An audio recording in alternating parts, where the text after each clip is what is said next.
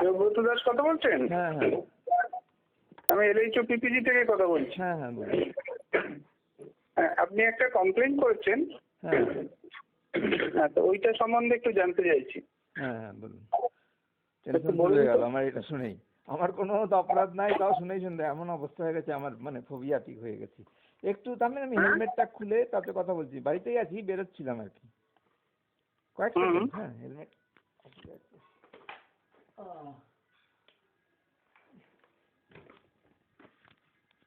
হ্যাঁ বলুন। বলুন কি কি ঘটেছে একটু বলুন তো। এই মুহূর্তে আমি হচ্ছি প্রচন্ড টেনশনে আছি যে আমাকে কখনো জমানো টাকা নেই, এফডিআরডি নেই, কোনো টাকা পাচ্ছি না। এমনকি যেটা লিপ স্যালারি, যেটা এতটা টাইম লাগার কথা না, আজ 1 মাস 21 দিন হয়ে গেল। 31শে ডিসেম্বর আমি ইভিআরটা নিয়েছি, সেদিন থেকে ইমপ্লিমেন্ট হয়েছে। তো এইটার জন্য আমি পাগল হয়ে গেলাম। আর ঘটনা যেগুলো ঘটেছিল, আমাকে নানাভাবে অত্যাচার করেছিল, মানসিক অত্যাচার, এগুলো অনেক ডিটেলস ব্যাপার আছে, প্রুফ টুফ এইসব আছে। কিন্তু সেটা আমি আমি এই মুহূর্তে আমি ভয়ও পাচ্ছি যে কোথা থেকে কি হবে। আমি সব কিছুতেই ভয় পাচ্ছি এখন। আমি তো ফোবিয়া, কলকাতায় গিয়ে মানসিক হসপিটালে ট্রিটমেন্ট করাচ্ছি, ওই লুম্বিনী পার্ক। হ্যাঁ বললাম না, আপনি কোথায় এই দেখাচ্ছেন? হ্যাঁ লুম্বিনী পার্ক কোথায় মেন্টাল, দেখাচ্ছেন? Lumbini park mental hospital. আচ্ছা, এরকম অবস্থা হয়ে গেছে? হ্যাঁ মারাত্মক ভয়, মানে আচ্ছা, এরকম অবস্থা হয়ে গেছে? হ্যাঁ মারাত্মক ভয়। মানে কিছু কিছু অডিও আছে, বাকি অফিসের ওরা আছে উইটনেস, মানে অকল্পনীয় অত্যাচার। কি অত্যাচার, কি রকম কি করেছে? অ্যাকশন নেবে আমার এগেনস্টে। কি অ্যাকশন নেবে? ব্যাংকে তো, ব্যাংকে আর কি অ্যাকশন নিতে পারবে? ব্যাংকে তো, ব্যাংকে আর কি অ্যাকশন নিতে পারবে? 53,000 টাকা শর্ট হয়েছে, এবং শর্টটা আমি 2 মিনিট, যার কাছে যার জন্য শর্ট হয়েছে এটা 2 মিনিটের মধ্যে আমি ওটা ডিটেক্ট করতে পেরেছি ফ্রেন্ডলি, মানে হ্যাঁ, এটা কোন কোন কোম্পানির এটা ছিল? কাদের ছিল? ইয়েটা কাস্টমারটা। হ্যাঁ হ্যাঁ, কাস্টমারটা কাস্টমার। হ্যাঁ ব্যাংকের এসএসসি ক্যাশকেড কাস্টমার, বিষ্ণুচরণ ঘোষ নাম বোধহয়। ওই এখানকার লোকাল মার্কেটের গ্রসারি শপ টপ আছে। আচ্ছা, কি নাম বললেন? বিষ্ণুচরণ ঘোষ। বিষ্ণুচরণ ঘোষ, আচ্ছা। অনেক দিনের কাস্টমার নাকি? মনে হয় আমাকে যে ভয়গুলো দেখিয়েছিল তার মধ্যে এই কথাটা খুব জোর দিয়েছিল যে সেটা হচ্ছে এটা খুব ভ্যালুয়েবল কাস্টমার, খুব ইম্পর্টেন্ট কাস্টমার। এইটা উনি যদি একটা চিঠি দিয়ে দেন যে আপনার জন্য এই লোকটা আমার তার নাম করে চিঠি দিয়ে যে এই আমি ক্যাশকেডটা বন্ধ করে দিলাম, তো আপনার এই হবে সেই হবে। আরো সঙ্গে সহযোগী আরো অফিসার ছিল, সিএম এই ম্যানেজার। কে বললো এটা আপনাকে? আমার কথা সবসময় চিফ ম্যানেজারই বলেছে। চিফ ম্যানেজার বলেছে? হ্যাঁ সঙ্গে ছিল ওই ক্যাশকেড সেকশনের যে অফিসার ম্যানেজার এসছে চেঞ্জ হয়ে, ও একই সঙ্গে পুরো লটটা মোটামুটি চেঞ্জ হয়েছে। সেটা হচ্ছে বিশাল কুমার। নাম জানেন? কারা ছিল? হ্যাঁ বিশাল কুমার হচ্ছে ওই সেকেন্ড যে আমাকে হুমকি দিচ্ছিল, ভয় দেখাচ্ছিল। হুমকি দিচ্ছিল? হুমকি দিচ্ছিল? হ্যাঁ ছিল, হুমকি দিচ্ছিল? হ্যাঁ ওই যে একটু বললাম যে এই কাস্টমার ভালো, আমার চুরিটা নিয়ে কোনো কথা না, চুরিটা নিয়ে ওইটুকু বলছে। ওরা তো বলেছে দেবে, দেয়নি তো বলেনি, এতদিন দেরি হয়ে গেছে কেন? ওদের একটা ইয়ে হয়েছে, ওই আমার আত্মীয় ছিল মালদার আইসি, ওকে প্রথম দিনই আমি একটু জানিয়ে দিয়েছিলাম যে এরকম ঘটেছে। তারপরে যখন সিসি ফুটেজটা ওই পাওয়া গেল, আমরা তো হন্যে হয়ে খুঁজছিলাম যে টাকাটা লুজ টাকাটা দেয়নিও। খুঁজতে খুঁজতে আলটিমেটলি পাওয়া গেছে যে লুজ টাকাটা ও একসময় উঠিয়ে নিয়েছে।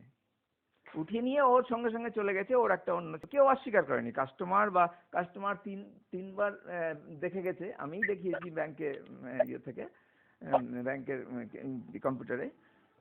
কেউ ওইটা দেখার পর আর কেউ কোনো অবজেকশন দেয়নি, কিন্তু দিব ওই আরেকটা ফুটেজ দেখি, ইয়েটা বোর্ডেরটা দেখি, এই করতে করতে আলটিমেটলি বোর্ডেরটাও দেখেছে। ততদিনে আমি অত্যাচারের অসুস্থ হয়ে পড়েছি।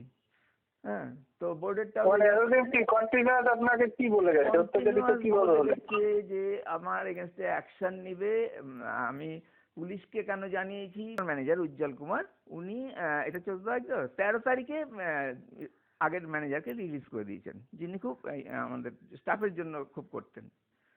ওই জন্যই সেটা হচ্ছে রামনাথ বর্মন, এখন কলকাতায় কোথায় যেন আছে, কুচবিহারের লোক। হ্যাঁ উনি সত্যি মানে স্টাফ বা এমনি কোনো কাজ পেন্ডিং এগুলো ছাড়ে না। তো আমার আশা আমি তো কনফিডেন্টলি বলছি, বা অন্যরাও জানে, যে উনি থাকলে এত সমস্যাই হতো না। পরিষ্কার চুরি হয়েছে, অ্যাকশন নিবে ব্যাংক, এই তো। তো আমাকে ওই নতুন চিফ ম্যানেজার বললো, আপনার কাছে এগুলো কেন আপনি দিন। ঠিক আছে, আমি দিয়ে দিলাম। আমি বললাম আমি জানি টেকনিক্যালি এটা, কিন্তু এই ব্যাপার ঘটেছিল, আগে ম্যানেজার ব্যবস্থা করেছিল, নিয়ে নেন, দিয়ে দিলাম। বললো আপনি কিছু করবেন না, যা করার ব্যাংক করবে। এর তারপরে ওই এইগুলো চললো, 3বার কাস্টমার দেখলো, বিভিন্ন সময় বিভিন্ন লোক এনে। হ্যাঁ, ব্যবসায়ী, আমি তো এখানকার পুরনো লোক, ব্যবসায়ীরা সব এনে ওরাও গিয়ে কথা বলে যেসব বললো যে না, ব্যাংক বলছে এটা চুরি না, ও একটা কাগজ তুলেছে, টাকা অন্য কোনোভাবে খোয়া গেছে। এই কথাটা, টাকা ব্যাংকে আছে, দেখেন কোথায় অন্যভাবে খোয়া গেছে, এটা প্রথম দিনই কাস্টমার বলেছিল। তো যাই হোক, এটা তো মানে আমার স্ট্রাইক করলো মনে। অন্যান্য যারা ব্যবসায়ী বন্ধু আমাকে চেনে, তারা বলেছিল যে টাকা চিন্তা করবেন না, টাকা আসবেই।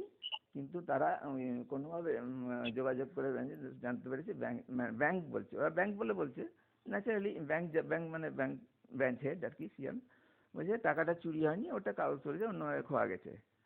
এবার ক্যাট ম্যানেজার জিজ্ঞাসা করেছে, তখন বলছে না, ওরা টাকা তো দিয়ে দিয়েছে। ওই কাস্টমারটার আরেকটা কর্মচারী টাকা দিতে জমা দিতে আসে, তাকে জিজ্ঞাসা করেছিলাম, ও বলছে আপনার টাকা দেয়নি, দিয়ে দিয়েছে তো। ওই ছেলেটা আর কখনো আসেনি যে চুরি করেছিল। এর মধ্যে টাকাটা দিয়েও দিয়েছিল? না না, এগুলো খবর, টাকা দেয়নি আমাকে, কেউ টাকা দেয়নি বা বলেনি টাকা দিয়েছে, ওটা মিটে গেছে। টাকা দিলে তো শেষ হয়ে যেত, আমার দিক থেকে আর করার কিছু ছিল না, কারণ বাকিটা ব্যাংকের ব্যাপার। আমার যেহেতু চুরিটা ধরা গেছে, এই জন্য আমি আশা করেছি যে আমার টাকাটা তাহলে ফেরত দেওয়া হোক। আমার ডিমান্ড এইটুকুই। তো এইভাবে চিফ ম্যানেজার বিভিন্ন জনকে বিভিন্ন রকম উত্তর দিচ্ছে, আর আমাকে ওইভাবে এত বড় কাস্টমার যদি চলে যায় এই করে, আপনার এই হবে সেই হবে, প্রচন্ড ক্ষতি হবে। এর মধ্যে থ্রেটনিং চলছে? হ্যাঁ হ্যাঁ হ্যাঁ। আর কিভাবে থ্রেটনিংটা কিছুদিন পরে শুরু হচ্ছে, এই ধরুন যে 25 দিন বা মাসখানেক পর। ওই আমি টাকাটা দিচ্ছি, মাঝে মাঝে বলছি আমার খুব অধৈর্য হয়ে পড়ছি, আমার খারাপ লাগছে, পরিষ্কার চুরি, তাও টাকাটা দিচ্ছে না, আমার ফোকাস নষ্ট হয়ে যাচ্ছে, এত হাই ভ্যালু কাউন্টার করি। তো উনি সঙ্গে সঙ্গে আপনার ধৈর্য না থাকলে আমার ধৈর্য থাকবে না, এইভাবে সবসময় প্রত্যেকটা কথায় অ্যাটাকিং একটা ওরকম টোনে আর কি, ভীষণ বাজে। আমি চাকরি ব্যাংকের এই ছাড়া, এই গত 1 বছর ছাড়া সারা জীবনে 3বার মাত্র বকা খেয়েছি। এত আমি ডিসিপ্লিন, সিনসিয়ার এবং মানে পোলাইট, জেন্টল, সব আর কি। তো ওগুলো তো আমার শরীরে নিতে পারিনি। এখন আমার আগে শুধু হাই প্রেশার ছিল, এখন 8টা রোগ ধরেছে, sugar, thyroid, uric acid, cholesterol বেশি, ভিটামিন ডি, এগুলো ধরেছে। এগুলো মানসিক চাপে আর কি, মেন্টাল প্রেশার। অফিসে কোনো দোষ নেই। আগের চিফ ম্যানেজার আমাকে বলেছিলেন, মানে আমি জিজ্ঞাসা করেছিলাম যে আমাকে আপনার টিমে পাবো, ওই 17 জনের মধ্যে টোটাল কারিগর। আমি একটু মিটি হেসে বলেছিলেন 5-এর মধ্যে থাকবেন। তো চিন্তা করেন যে 17 জন, বাকি 16-র মধ্যে একজন বলে সবাই আমার চেয়ে পরে জন্মগ্রহণ করেছে, আমার জয়েনিং এর পরে। তো কাজে আমার, কারণ আমি একটু টেক সেভি, আমি বরাবরই খুব পছন্দ করি। এই অফিসে হওয়ার আগে, সিরিয়াস হওয়ার আগে, অনেক আগে থেকেই আমি কম্পিউটার ইউজ করি। তো কাজ সংক্রান্ত আমার কোনো সমস্যাই নাই। আমি এস্টাবলিশমেন্টে বসতাম, জিএসটি সব আমার, মানে এগুলো নিয়ে কোনো সমস্যা নেই। আসা নিয়ে সমস্যা নাই, মানে টাইম পাংচুয়ালিটি। যাওয়া নিয়ে আমি অল্প বয়সে একটু ইয়েতে করতাম অনেকদিন আগে, এখন একদম ঠিক আছে, যতক্ষণ লাগবে ততক্ষণ থাকবো ব্যাংকের কাজে, কিন্তু না না লাগলে থাকবো না। কিন্তু হাই ভ্যালু ক্যাশ, যেহেতু মালদার তো চেস্ট ব্রাঞ্চ, প্রচুর ক্যাশ লেনদেন হয়, ওই জন্য ওখানে থাকতে হতো। ডেইলি 7টা, 6:30, 7টা তো হতোই, 8টা 9টাও হতে পেরেছে, কারণ ক্যাশটা না মিললে বোর্ডের সঙ্গে মেলার ব্যাপার আছে, এই ব্যাপারটার জন্য থাকতাম। ও নিয়ে আমার কোনো আপত্তি কখনো করিনি। আমি শেষ দিকে চলে এসেছি, আমি কাজে খুব সন্তুষ্ট। আর আমাকে পুরনো একমাত্র পেয়ে লোকাল যারা কাস্টমার, তারাও খুব আনন্দ পেত, আমার কাছে জিজ্ঞাসা করতো, কথা বলতো, আমার খুব আনন্দ লাগতো। হ্যাঁ, আপনি লিখেছেন যে আপনাকে রিভলভার দেখিয়েছিল, সত্যি নাকি? হ্যাঁ হ্যাঁ, ওইটা হচ্ছে যখন একদম কবে কোথায় দেখিয়েছিল বলুন তো? ডেট গুলো আমি এই মুহূর্তে মুখস্থ নেই, আমাকে দেখে বলতে হবে, সব আমার কাছে রেকর্ড আছে। আচ্ছা আচ্ছা, ঘটনাটা বলুন। হ্যাঁ, ঘটনাটা হচ্ছে যে সেই কাস্টমারটা ওই বোর্ডে যে ট্রেটা নিয়ে গেল, ওই ছেলেটা, বোর্ডের ছেলেটা, তখন আমি 1 বছর চালান নিয়ে ওটা চালানগুলো লিখছি হাতে, মেশিন এন্ট্রি হয়ে গেছে, চালানে 4টা করে কপিতেও লিখতে হয়, সই করতে হয়, আর ওই নাম্বার দিতে হয়, জার্নাল নাম্বার। তো ওইগুলো করছি মন দিয়ে। ওই ছেলেটা ক্যাশ নিয়ে গেছিল, ওই কাস্টমারটা বলছিল যে আমি ওই ভিতরে যেটা গেল ট্রেটা ওইটা দেখতে চাই। তো ওইটার থেকে সেদিন আমার ওই যে অন্য ছেলেটার কাছে ছিল, ওটা ওটা দেখে পাওয়া যায়নি। ওই ফুটেজটা দেখা আলটিমেটলি ওটা পরে ফুটেজটা দেখেছে। ওই ফুটেজটা যেদিন বের করার জন্য টেকনিশিয়ানকে ডাকলেন চিফ ম্যানেজার, হ্যাঁ, সেটা আমি অনেকবার বলার পর টেকনিশিয়ানকে ডাকুন, কিন্তু আমি ডাকলে তো আসবে না, বা আমার ডাকারও কথা না, এটা ম্যানেজার। সেদিন যেমন চিফ ম্যানেজারের কথাতেই এসছে, টেকনিশিয়ানকে জিজ্ঞাসা হয়েছে, বলে না না আপনি কেন, অন্য অন্য কেউ ডাকেনি, আমাকে চিফ ম্যানেজার বলেছে সেজন্য এসছি, আমি কারোর কথা কি দেখাতে পারি নাকি। তো সেদিন ওখানে চিফ ম্যানেজার ঘরে যে সিসিটিভি আছে ওইখানে স্ক্রিনে ওটা আছে। তো স্ক্রিনে ওখানে আমাকে দেখালো টাইম ধরে, আমি দেখতে দেখতে পেয়ে গেলাম এক জায়গায়। আচ্ছা, এবার কনফার্মে গেলাম। তখন আমি মানে আমি সবসময় কিন্তু সৌজন্যটা মেনে চলে, যে আমার স্যার এই তো ইয়েছে, আমার খুব খারাপ লাগছে, আমার পেন ড্রাইভটা যদি পেতাম, আমার পেন ড্রাইভটাতে অনেক সার্কুলার সাবম্যাটার এগুলো সব আছে, আপনি যদি অন্য পেন ড্রাইভে বা আপনার পেন ড্রাইভে একটু এটা কপি করে নিয়ে ওটা ডিলিট করে আমাকে দিতেন।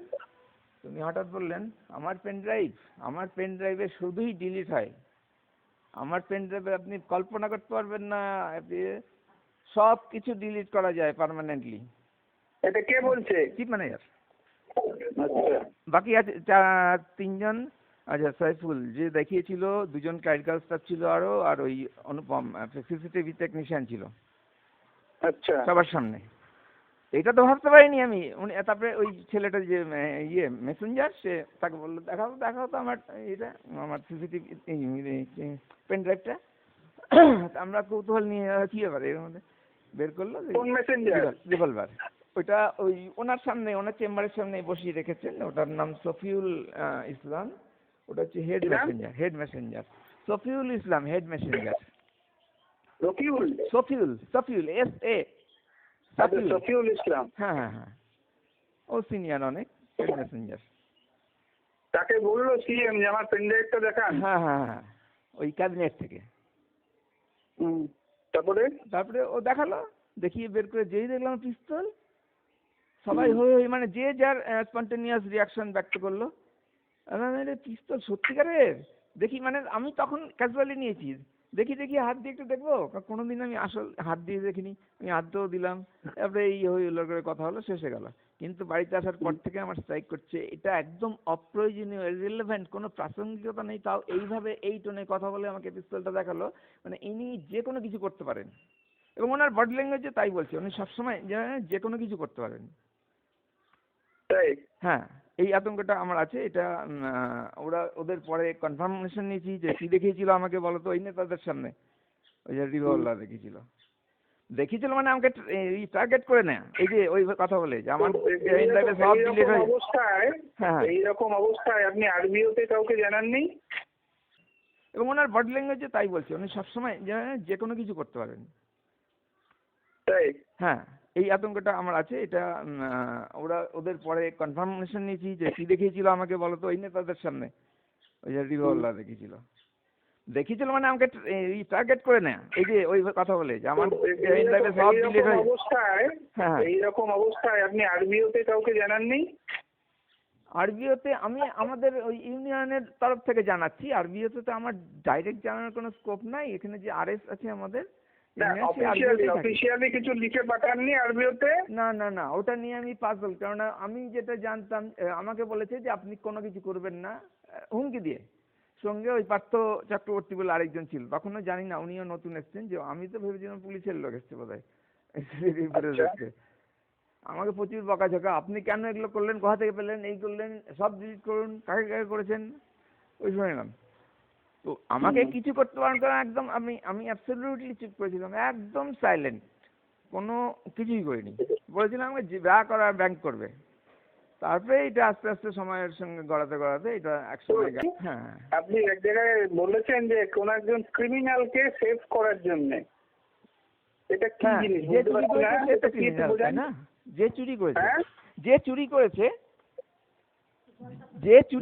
করেছে মানে সেই কাস্টমার না, কাস্টমারের এমপ্লয়ি, কাস্টমার নিজে না, কাস্টমারকে আমিও চিনতাম না। আচ্ছা, তো বোর্ডের ছেলেটা চিনতো, তো ও বললো যে আমি ফোন করছি, ও এই বাজার ইয়েতে আছে। কাস্টমারের এমপ্লয়ি সেটার নাম জানেন? হ্যাঁ, ওটা সম্ভবত শুভঙ্কর, অন্যেরা বলতে চাইনি, শুভঙ্কর শাহপুরে থাকে। শুভঙ্কর হ্যাঁ শাহপুরে থাকে। হ্যাঁ, আমি আচ্ছা। টাইম নাম এলে সব বলতে পারবো, কিন্তু ওই ইয়ে আপনার ফুটেজ ব্যাংকে আছে। এবং পরবর্তীকালে যদি আমার ভুল হয়ে থাকে, আমার মনে হয় না, তার জন্যই আমি বেশি ভয় পাচ্ছি, কিন্তু কেউ কোনো সাপোর্ট পেলো না, আমি মানে প্রচণ্ড আতঙ্কগ্রস্ত হয়ে এরকম চাকরিটা ছাড়তে বাধ্য হলাম। না হলে এই সামনের 25 মাসে এই অবস্থা, এই স্টেজে আমি যে চাকরি 34 বছর 7 মাস করেছি, যে বেতন পেতাম সেটা 15-20 বছর প্রথম দিকে 15-20 বছরেও পাইনি। তো কে এত লোভনীয়? আর আমি এখন আরামসে খুব আনন্দে কাজ করছিলাম, এই বয়সে আনন্দে কাজ করছিলাম। আচ্ছা। তো ওই আমি যেটাকে ক্রিমিনাল উল্লেখ করেছি সেটা হচ্ছে ওই যে চুরি করলো সে ক্রিমিনাল, হুম। তাই না? কিন্তু আমার সঙ্গে যেন ক্রিমিনালের মতো ব্যবহার করছে, আমি ক্রিমিনাল, এটা আমি খুব আচ্ছা। রিয়েলাইজ করছি। আরে আমি ক্রিমিনাল আচ্ছা। নাকি? আমার সঙ্গে ক্রিমিনালের মতো ট্রিটমেন্ট করছে কেন? আচ্ছা। এই নিয়ে স্টাফদের বলেছি, ওখানে বলেছি, এদের বলেছি। আর স্টাফদের মধ্যে ইউনিয়নে আমি কেন করিনি, ওখানে সব বাচ্চা ছেলে, নতুন নতুন ছেলে, যারা 3 বছর 4 বছর 5 বছর, এদের খুব বড় ক্যারিয়ার আছে। আমি আমার এক্সপিরিয়েন্স থেকে, আমি অনেক আগে সেক্রেটারি ছিলাম মালদা ব্রাঞ্চে, তখনও একটা অন্যায় হয়েছিল আমার সঙ্গে, আমাকে রিডিপ্লয়মেন্টে ট্রান্সফার করা হয়েছিল। সবচেয়ে সিনিয়র মোস্টকে টপকে, যে সিনিয়র মোস্ট আরবিও। আমি যেটাকে ক্রিমিনাল উল্লেখ করেছি সেটা হচ্ছে ওই যে চুরি করলো সে ক্রিমিনাল, তাই না? কিন্তু আমার সঙ্গে যেন ক্রিমিনালের মতো ব্যবহার করছে, আমি ক্রিমিনাল, এটা আমি খুব রিয়েলাইজ করছি। আরে আমি ক্রিমিনাল নাকি? আমার সঙ্গে ক্রিমিনালের মতো ট্রিটমেন্ট করছে কেন? এই নিয়ে স্টাফদের বলেছি, ওখানে বলেছি, এদের বলেছি। আর স্টাফদের মধ্যে ইউনিয়নে আমি কেন করিনি, ওখানে সব বাচ্চা ছেলে, নতুন নতুন ছেলে, যারা 3 বছর 4 বছর 5 বছর, এদের খুব বড় ক্যারিয়ার আছে। আমি আমার এক্সপিরিয়েন্স থেকে, আমি অনেক আগে সেক্রেটারি ছিলাম মালদা ব্রাঞ্চে, তখনও একটা অন্যায় হয়েছিল আমার সঙ্গে, আমাকে রিডিপ্লয়মেন্টে ট্রান্সফার করা হয়েছিল। সবচেয়ে সিনিয়র মোস্টকে টপকে, যে সিনিয়র মোস্ট আরবিওতে ছিল। এ নিয়ে আমি লিখিত দিয়েছিলাম, তখনও আমার খুব মানসিক অত্যাচার করেছিল, সেই সময় আমার বেশি রোগগুলো ধরেছে। তো সেটা এখনো আছে, আমি মেনে নিয়েছি। তারপরে আমাকে ওল্ড মাল দেখা। একটা জিনিস জিজ্ঞেস করি, আপনার এই পিএফ গ্র্যাচুইটি, হ্যাঁ হ্যাঁ, হ্যাঁ হ্যাঁ, এইগুলো সিগনেচার করলেন কতদিন পরে? মানে ওই যেদিন আপনার সেপারেশন হয়ে গেল, তো তারপরে কতদিন পরে অ্যাপ্লাই করেছিলেন? হার্ড কপি তো ব্রাঞ্চে জমা দিতে হয়েছিল না ব্রাঞ্চে, কাগজপত্র শুনেন সব? না শুনেন না, হ্যাঁ ওটা নিয়ে আমি পারিনি, ওটা হচ্ছে আমার সামনেই। আমি এমনি অন্যান্যদের কাছে খোঁজ নিয়েছি, বা ওই আরাপুর আমাদের কাছেই একটা ব্রাঞ্চ থেকে একজন ভিআর নিয়েছিল সেপ্টেম্বরে, ওর কাছে খোঁজ নিয়েছি। সেটা হচ্ছে আমার সাইটটা ওই 31 ডিসেম্বর আমার জন্য খোলা থাকবে না, যেহেতু নর্মাল রিটায়ারমেন্ট না, আমি সাবমিট করতে পারবো না। এবার 31 ডিসেম্বর 5টা অবধি আমার সামনে ফোন করে, এটা চিফ ম্যানেজার HRMS কলকাতার থেকে ফোন করে জানলেন, এবং উনি লাউডে দিয়ে আমাকেও শোনালেন যে আপনি 5টা অবধি এখন উইথড্র করার টাইম আছে, সেই জন্য উনি 5টা অবধি আজকে খোলা যাবে না। আজকে ওনার এটা হয়ে গেলে, ভিআরটা হয়ে গেলে, কাল থেকে আপনি অ্যাপ্রুভার হিসাবে on behalf of the employee আপনার সাইটে ঢুকে ওই সবগুলো ওগুলো সাবমিট করে প্রিন্ট আউট বের করতে হবে, এবং ওকে মানে আমাকে দিয়ে সই করাতে হবে। সেটা করেছে 7 তারিখে। আমি তার পরের দিন 1 তারিখে গিয়ে বসেছিলাম, সারাদিন বসে থেকে, সকাল থেকে বসে থেকে 4:30 নাগাদ। মানে সিএমএ অ্যাপ্লাই করেছিলেন আপনার বিহাফে? হ্যাঁ হ্যাঁ, উনি অ্যাপ্লাই করে হার্ড কপি বের করেছেন, এটা HRMS থেকেই বলেছিল। 7 তারিখে বের করেছেন। হ্যাঁ ওকে। 7 তারিখে আপনি সব কাগজপত্র জমা দিয়ে দিয়েছিলেন? আমাকে যা যা দিল, হ্যাঁ আমি সঙ্গে সঙ্গে ওখানে বসে করে দিয়েছি, কোনো অসুবিধার কিছু ছিল না। 70 হয়ে গেছে সব কমপ্লিট? না শুনুন না, আরও ব্যাপার আছে। আমি ভিআরে কি কি লাগে ডকুমেন্টস, সেটা আরেকজন যেটা বললাম যে সেপ্টেম্বরে ভিআর নিয়েছে, ওর কাছে সব আমি লিস্ট করে নিয়েছিলাম। ও বলেছি যে 5 কপি এটা বের করতে হবে, 10টা রেভিনিউ স্ট্যাম্প, একটা নন জুডিশিয়াল স্ট্যাম্প, ও আমাকে গাইড করেছিল, photo, joint photo, single photo. হ্যাঁ, তা আমি সেগুলো বলছি যে আমার তো 5 কপি লাগবে, এরকম আছে, একটা স্ট্যাম্প লাগবে, এইগুলো। উনি আমার কোনো কথাই শুনছেন না, মানে সবটাতে আমি যেন একটা একদম নতুন একটা আন করা কেউ। আর আমি তো ঝগড়া করতে পারি না, আমার তো একটা আছে, আমি এটিকেটটা চিরকাল মেনটেন করে এসেছি, ব্যাংকে হোক, বাড়িতে হোক, আমার সোসাইটিতে হোক, এটিকেটটা আমি মেনটেন করি, হ্যাঁ। তো ওইটা সঙ্গে সঙ্গে হয়নি, ওটা কয়েকদিন পর, এই ডেটটা আমার মনে পড়ছে না, 7 তারিখে তো আমি দিয়ে দিলাম সব। হুম। এবার কয়েকদিন পর আমার ডাক পড়লো যে এই ফর্ম আরেকটা কপি লাগবে, একটা কপি কম ছিল, 4টে।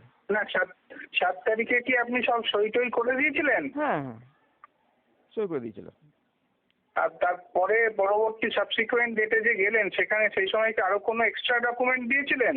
না, আরেকটা কপি, ওটা সই করতে বলেছিল, আরেকটা কপি বের আচ্ছা। করে, হ্যাঁ। আচ্ছা, ওইটা সেই ডেটটা মনে পড়ছে না? হ্যাঁ, সেই ডেটটা এই মুহূর্তে মনে পড়ছে না। ওইটা আমার টেলিফোনের কল লিস্ট দেখলে হয়তো আমি মনে করতে পারি, একটু সময় নিয়ে আমার সবকিছু আমি সবই বের করতে পারবো, কারণ টেলিফোনে কল লিস্ট থেকে কবে কে কি বলেছে ওগুলো রেকর্ডিংও আছে, সেখান থেকে আমি একটু টাইম লাগবে আর কি এগুলো বলতে।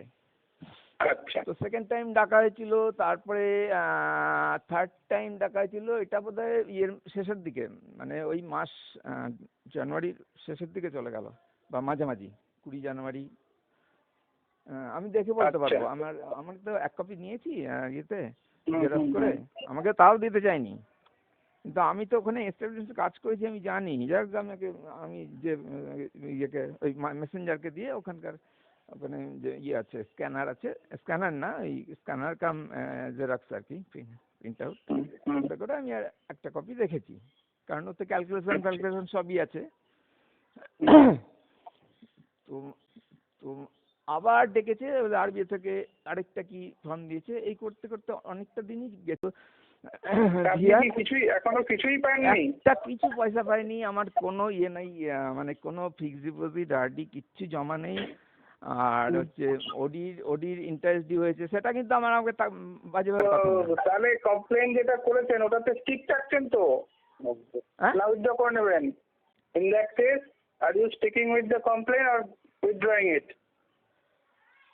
আমার চাকরি ছাড়ার কারণটা ওটাই, কারণ তো ব্যাংকের জানি যে এরকম কিছু কিছু হয়, হয়তো আপনিও জানেন নিশ্চয়ই, যে ম্যানেজার বা সেরকম কেউ কোনো স্টাফ একটু বেশি কিছু অপ্রিয় জায়গায় চলে গেলে ওই কাস্টমারের কাছ থেকে একটা কমপ্লেন অবটেন করে নেয়, হ্যাঁ, তারপরে সেটার উপর অ্যাকশন নেয়। সেই ইঙ্গিতটা আমাকে দিয়েছিলেন।